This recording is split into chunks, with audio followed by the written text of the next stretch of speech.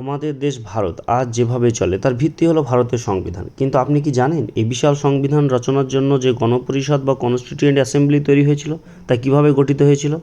আজকের ভিডিওতে আমরা গণপরিষদ গঠনের ইতিহাস জানব এবং সাথে থাকবে মোস্ট ইম্পর্ট্যান্ট 20টি এমসিকিউ প্রশ্নোত্তর, যা আপনার যে কোনো সরকারি চাকরি পরীক্ষার জন্য ভীষণ গুরুত্বপূর্ণ। পুরো ভিডিওতে মোট 20টি প্রশ্ন থাকবে। প্রতিটি প্রশ্নের জন্য আপনি সময় পাবেন 3 সেকেন্ড। ভিডিও শেষে আপনার স্কোর কত হলো তা কমেন্ট করে জানাতে ভুলবেন না কিন্তু। চলুন শুরু করা যাক। প্রশ্ন উত্তরে যাওয়ার আগে একটু সংক্ষেপে জেনে নিই যে 1934 সালে প্রথমবার ভারতের জন্য একটি গণপরিষদের দাবি জানিয়েছিলেন সাম্যবাদী নেতা এম.এন. রয়। এরপর ব্রিটিশ সরকার 1946 ক্যাবিনেট মিশন প্ল্যান অনুযায়ী এই গণপরিষদ গঠনের প্রস্তাবটিকে মেনে নেয়। তারপর 1946 সালের জুলাই মাসে নির্বাচন অনুষ্ঠিত হয় এবং মোট 296 জন সদস্য নির্বাচনের জন্য এই নির্বাচনটি অনুষ্ঠিত হয়েছিল এবং সেখানে বহু বিশিষ্ট ব্যক্তি ছিলেন। এদের মধ্যে উল্লেখযোগ্য ছিলেন Pandit Jawaharlal Nehru, doctor B R. Ambedkar, doctor Sardar Vallabhbhai Patel, Maulana Abul Kalam Azad, C Rajagopalachari, কে এম মুন্সি প্রমুখ। প্রথম প্রশ্ন, 1946 সালের ক্যাবিনেট মিশন প্ল্যান অনুযায়ী ভারতীয় গণপরিষদের মোট সদস্য সংখ্যা কত স্থির করা হয়েছিল? Option A 300, option B 320, option C 389, option D 400। সঠিক উত্তরটি হলো অপশান সি 389 জন। পরবর্তী প্রশ্ন, গণপরিষদে দেশীয় রাজ্যগুলি থেকে কতজন সদস্য প্রতিনিধিত্ব করার কথা ছিল? মানে দেশীয় রাজ্যগুলি থেকে। অপশান এ 292, অপশান বি 4 জন, অপশান সি 93 জন, অপশান ডি 296 জন। সঠিক উত্তরটি হলো অপশান সি 93 জন। পরবর্তী প্রশ্ন, গণপরিষদে ব্রিটিশ সরকারের প্রদেশগুলি থেকে মোট কতজন প্রতিনিধি নির্বাচিত হয়েছিলেন? Option A 389, option B 292, option C 93, option D 296। সঠিক উত্তর হল অপশান বি 292 জন। পরবর্তী প্রশ্ন, গণপরিষদের প্রথম অধিবেশন কবে অনুষ্ঠিত হয়েছিল? ভেরি ইম্পর্টেন্ট প্রশ্ন, তোমরা দেখে নাও। গণপরিষদের প্রথম অধিবেশন কবে অনুষ্ঠিত হয়েছিল? অপশান এ 26শে জানুয়ারি 1950, অপশান বি 15ই আগস্ট 1947, অপশান সি 9ই ডিসেম্বর 1946, অপশান ডি 11ই ডিসেম্বর 1946। সঠিক উত্তর হলো অপশান সি 9ই ডিসেম্বর 1946। গণপরিষদের প্রথম বা অস্থায়ী সভাপতি বা টেম্পোরারি প্রেসিডেন্ট কে ছিলেন? ভেরি ইম্পর্টেন্ট প্রশ্ন। Option A doctor Sachchidananda Sinha, option B doctor Rajendra Prasad, option C B R. Ambedkar, option D J B. Kripalani. সঠিক উত্তর হলো option A doctor Sachchidananda Sinha. Next প্রশ্ন, যেটি পরীক্ষাতে পড়ে, গণপরিষদের স্থায়ী সভাপতি হিসেবে কাকে নির্বাচিত করা হয়েছিল? Option A Jawaharlal Nehru, option B doctor Sachchidananda Sinha, option C doctor Rajendra Prasad, option D Sardar Vallabhbhai Patel. সঠিক উত্তরটি হলো option C doctor Rajendra Prasad. Very important প্রশ্ন, যেগুলো প্রতিযোগিতামূলক পরীক্ষার জন্য খুবই গুরুত্বপূর্ণ এবং এগুলো কমনযোগ্য, আসবেই। পরবর্তী গুরুত্বপূর্ণ প্রশ্ন, ভারতীয় সংবিধানের সাংবিধানিক যে উপদেষ্টা বা কনস্টিটিউশনাল অ্যাডভাইজার কে ছিলেন? Option A doctor B R. Ambedkar, option B K M Munshi, option C B N. Rau, option D Alladi Krishnaswamy Ayyar. তোমরা এখানে দেখে নাও যে প্রশ্নটা কতটা গুরুত্বপূর্ণ, যে সাংবিধানিক উপদেষ্টা বলা হয়েছে এখানে। এইটুকু তোমাদেরকে মনে রাখতে হবে যে সাংবিধানিক উপদেষ্টা কে ছিলেন বা কনস্টিটিউশনাল অ্যাডভাইজার কে ছিলেন। এটা কিন্তু তোমাদের শুধু মনে রাখতে হবে যে কনস্টিটিউশনাল অ্যাডভাইজারটা কে ছিলেন। তাহলে এখানে সঠিক উত্তর হলো অপশান সি বি.এন. রাও। পরবর্তী প্রশ্ন, গণপরিষদে ঐতিহাসিক উদ্দেশ্য প্রস্তাব বা অবজেক্টিভ রেজুলেশন কে পেশ করেন? এটাও খুবই গুরুত্বপূর্ণ প্রশ্ন, এগুলো পরীক্ষাতে আসে, খুবই গুরুত্বপূর্ণ। কারণ হচ্ছে এখানে মনে রাখতে হবে তোমাকে যে অবজেক্টিভ রেজুলেশন অর্থাৎ যখন প্রস্তাবিত করা হয়েছিল সাংবিধানিক বা সংবিধানের যে প্রস্তাবিত সেই প্রস্তাবিত যেটা সেখানে অবজেক্টিভ রেজুলেশনটা প্রথম কে পেশ করেছিলেন? এটা খুব গুরুত্বপূর্ণ প্রশ্ন। Option A doctor Rajendra Prasad, option B Jawaharlal Nehru, option C Sardar Vallabhbhai Patel, option D JB Kripalani. সঠিক উত্তর হল অপশান বি জওহরলাল নেহরু। এরপরের প্রশ্নটি তোমাদেরকে আর বলার নেই, কারণ এই প্রশ্নটা কত পরীক্ষাতে এসেছে তা আমার পক্ষে বলা সম্ভব হচ্ছে না, এতবার পড়েছে আর এটা এতবার পরীক্ষাতে পড়ে।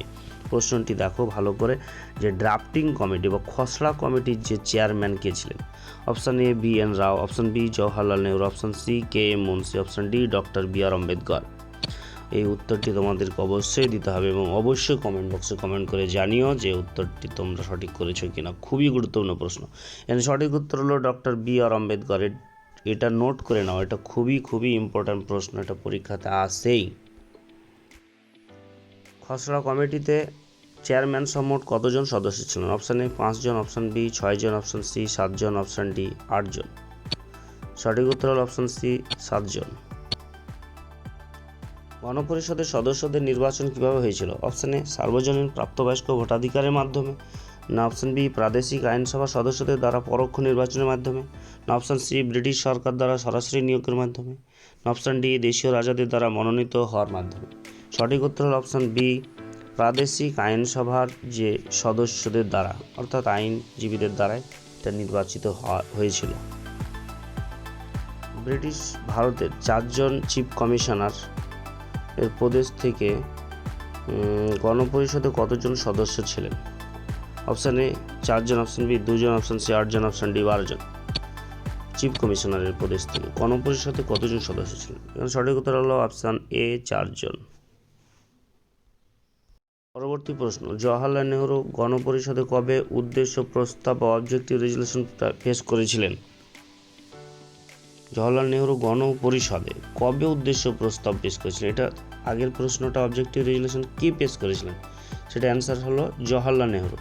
কিন্তু এখানে বলা হয়েছে যে কবে পেশ করেছে, এটা তোমাদের মনে রাখতে হবে। তাহলে option A 9 December 1946, option B 22 January 1947, option C 13 December 1946, option D 26 November 1949। এখানে সঠিক উত্তর হলো 13 ডিসেম্বর 1946। ভেরি ইম্পর্টেন্ট প্রশ্ন। পরবর্তী গুরুত্বপূর্ণ প্রশ্ন, ন্যাশনাল ফ্ল্যাগ কবে গৃহীত হয়েছিল গণপরিষদ কর্তৃক? Option A 22 July 1947, option B 15 August 1947, option C 24 January 1950, option D 26 January 1950। এখানে সঠিক উত্তর হলো 22 জুলাই 1947। আমাদের ভারতের যেটা জাতীয় পতাকা, সেটা গণপরিষদে গৃহীত হয়েছিল 22 জুলাই 1947 সাল।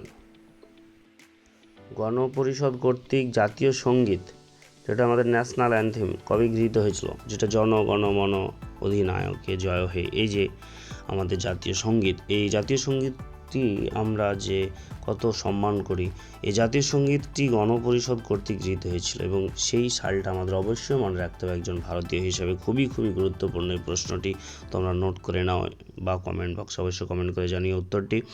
Option A 22 July 1947, option B 26 January 1950, option C 24 January 1950, option D 15 August 1947।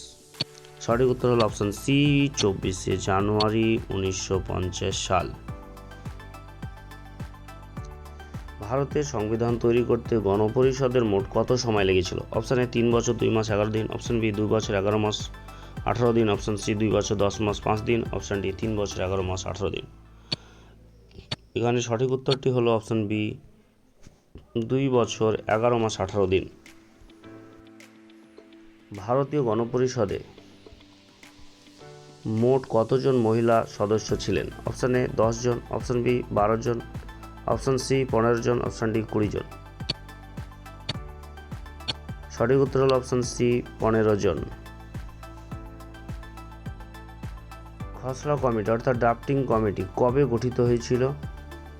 Option A 9 December 1946, option B 15 August 1947, option C 29 August 1947, option D 26 November 1949।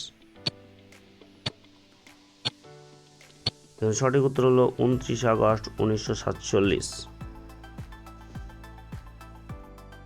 Very very important প্রশ্ন। ভারতীয় সংবিধান গণপরিষদ কর্তৃক গৃহীত এবং স্বাক্ষরিত, যেটা ভারতের আইন, যেটা সংবিধান মেনে চলে ভারতীয় আইন, সেই সংবিধানটা এক সময় গণপরিষদ কর্তৃক গৃহীত হয়েছিল এবং স্বাক্ষরিত হয়েছিল। সেই ডেটটা তোমাদের মনে রাখতেই হবে এবং এটি পরীক্ষার জন্য খুবই গুরুত্বপূর্ণ। অপশান এ 26শে জানুয়ারি 1950, অপশান বি 26শে November 1949, option C 15 August 1947, option D 24শে জানুয়ারি 1950। সঠিক উত্তরটি হলো অপশান বি 26শে নভেম্বর 1949। ভেরি ভেরি ইম্পর্টেন্ট পয়েন্টটা মনে রাখো, 26শে নভেম্বর 1949 সাল। আমাদের আজকের সংবিধানের যে গণপরিষদের উপরে যে আমরা অধ্যায়ভিত্তিক আলোচনা এবং 20টি প্রশ্ন, তা সেই প্রশ্নের লাস্ট যে প্রশ্ন, সেই প্রশ্নের উত্তরটি তোমাদেরকে কমেন্ট বক্সে অবশ্যই কমেন্ট করে জানাতে হবে, কারণ এই বিষয়গুলো তোমাদের অধ্যায় ভিত্তিক আলোচনা করা হয়েছে। তোমরা এখান থেকে উত্তর দিতে পারবে, অবশ্যই কমেন্ট বক্সে কমেন্ট করে জানিও। প্রশ্নটি হলো, চূড়ান্ত সংবিধান রচনার জন্য গণপরিষদে মোট কতটি অধিবেশন অনুষ্ঠিত হয়েছিল? প্রশ্ন চিহ্ন তোমাদের জন্য। অপশান এ 9টি, অপশান বি 10টি, অপশান সি 11টি, অপশান ডি 12টি। তোমরা অবশ্যই কমেন্ট বক্সে কমেন্ট করে জানিও তোমরা কতগুলো অ্যান্সার করতে পেরেছো সেই বিষয়ে। তোমরা অবশ্যই তোমরা কমেন্টে মতামত জানিও। ভিডিওটি ভালো লাগলে অবশ্যই বন্ধুদের সঙ্গে শেয়ার করিও এবং সাবস্ক্রাইব করতে যেন ভুলো না। ধন্যবাদ, পরের ভিডিওতে দেখা।